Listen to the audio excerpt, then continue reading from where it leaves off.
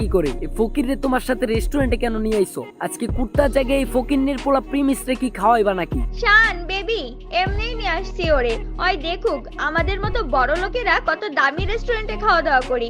ওই বুঝুক ওর কোনো ক্ষমতাই নাই আমাদের সাথে মিশার। ও যে কয় টাকা মাসে কামায় তত দিয়ে রেস্টুরেন্টে একবেলা খাবারও পাওয়া যাবে না। আচ্ছা তুমি আমার এখানে এসে বসো, আমি ওয়েটারকে ডাক দিই। এ ওয়েটার এদিকে আসো। এরপর ওয়েটার তাদের অর্ডার নেওয়ার জন্য আসে। আজকে আমরা প্রিমিসের জন্য স্পেশাল কিছু অর্ডার করব, জীবনে তো খাই নাই এগুলা। আরে প্রিমিস চৌধুরী সাহেব, আপনি এখানে?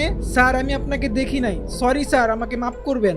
প্রিমিসকে দেখে ওয়েটার আশ্চর্য হয়ে যায় আর ওইখান থেকে চলে যায়। কিন্তু বিলকিস আর বিলকিসের বয়ফ্রেন্ড এটা দেখে একেবারে অবাক হয়ে যায় আর তারা দুজনেই বুঝতে পারে না ওখানে কি হলো। প্রিমিস, তোমার এই ওয়েটার চৌধুরী স্যার কেন বললো?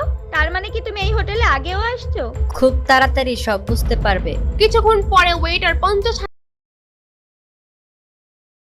ওর সাথে তুমি আমার মেসেজে রিপ্লাই দিচ্ছ না, ফোন ধরতেছ না, আর এখন তুমি এখানে বসে আছো ওর সাথে। সুনাইরার তখন আর কিছু লুকানোর থাকে না, তাই সুনাইরা বলে, তোর সাথে আমার ব্রেকআপ। তোর মতো ফকুন্নি সেলদের সাথে এতদিন রিলেশন করছি, এটা তোর ভাগ্য।